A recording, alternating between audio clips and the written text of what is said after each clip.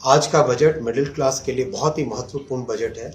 12 लाख तक की सालाना आय पर कोई टैक्स नहीं लगेगा, ऐसा माननीय वित्त मंत्री जी ने आज अनाउंस किया है। बहुत ही बड़ी सौगात है ये। जैसा माननीय प्रधानमंत्री जी ने कहा था, माँ लक्ष्मी का उपहार आज हमारे मध्यम वर्गीय परिवारों को मिला है।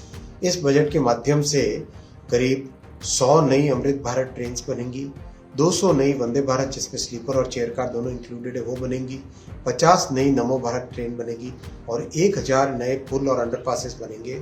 पिछले साल 1,14,000 करोड़ रुपए का सेफ्टी पे इन्वेस्टमेंट हुआ है।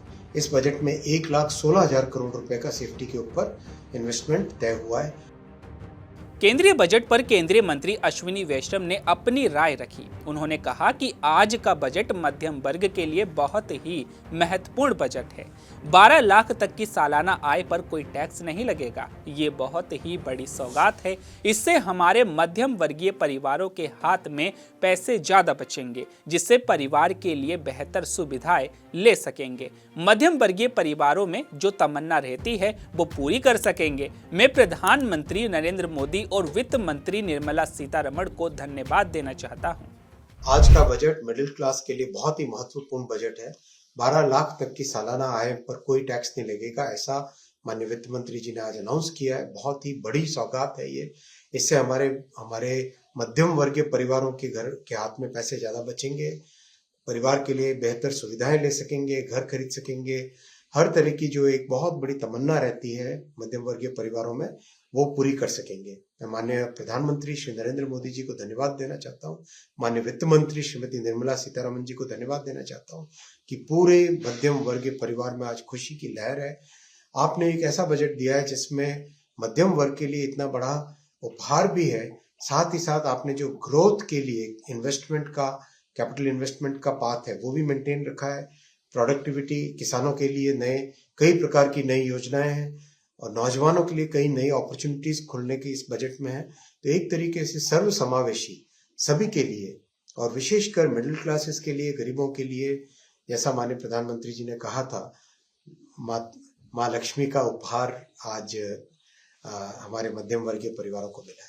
सर, अगर रेलवे सेक्टर की बात की जाए तो अगर आप ओवरऑल देखें तो रेलवे सेक्टर को क्या मिला और क्या खोया सर? रेलवे के लिए बहुत बड़ा बजट आज इसमें अप्रूव हुआ है। 2,52,000 करोड़ रुपए का कैपिटल एक्सपेंडिचर का बजट है। आप सब जानते हैं कि रेलवे को आगे बढ़ाने से हमारे गरीब और मध्यम वर्ग तक परिवारों को सबसे ज्यादा सुविधा मिलती है। इसीलिए माननीय प्रधानमंत्री जी ने नए रेलवे लाइन बनाने पे जोर दिया, नए पुल बनाने पे, नए स्टेशन बनाने पे, नए तरह की ट्रेन लाने पे जोर दिया। इस बजट के माध्यम से करीब 100 नई अमृत भारत ट्रेन बनेंगी, 200 नई वंदे भारत जिसमें स्लीपर और चेयर कार दोनों इंक्लूडेड है वो बनेंगी, 50 नई नमो भारत ट्रेन बनेगी और 1000 नए पुल और अंडरपासेस बनेंगे। जो 1300 स्टेशन पे काम चल रहा है वो आगे बढ़ेगा। एक तरीके से रेलवे में एक जो कायाकल्प माननीय प्रधानमंत्री जी कर रहे हैं वो इस बजट से आगे बढ़ेगा। पिछले साल 1,14,000 करोड़ रुपए का सेफ्टी पे इन्वेस्टमेंट हुआ है। इस बजट में 1,16,000 करोड़ रुपए का सेफ्टी के ऊपर इन्वेस्टमेंट तय हुआ है, जो कि बहुत बड़ी बात है। नए प्रोजेक्ट 4,60,000 करोड़ के नए प्रोजेक्ट सैंक्शन हुए हैं इस बजट में, जो कि आगामी समय में रेलवे के लिए बहुत ही महत्वपूर्ण होगा और जन जन की भावना को, जन जन की सुविधाओं को इससे लाभ मिलेगा। सर, एक आर्टिफिशियल इंटेलिजेंस, डिजिटलाइजेशन को किस तरह से यूज में लेने वाले? इलेक्ट्रॉनिक्स और आईटी के लिए बहुत बड़ा बजट में अनाउंसमेंट है, वो है इलेक्ट्रॉनिक्स कंपोनेंट मैन्युफैक्चरिंग का। इलेक्ट्रॉनिक्स कंपोनेंट मैन्युफैक्चरिंग में बहुत एक जरूरत है, क्योंकि आज फिनिश्ड प्रोडक्ट भारत में बनने लगा है। अब फिनिश्ड प्रोडक्ट के नीचे के जो कंपोनेंट्स है वो सब भारत में बने, वैसी माननीय प्रधानमंत्री जी की योजना है।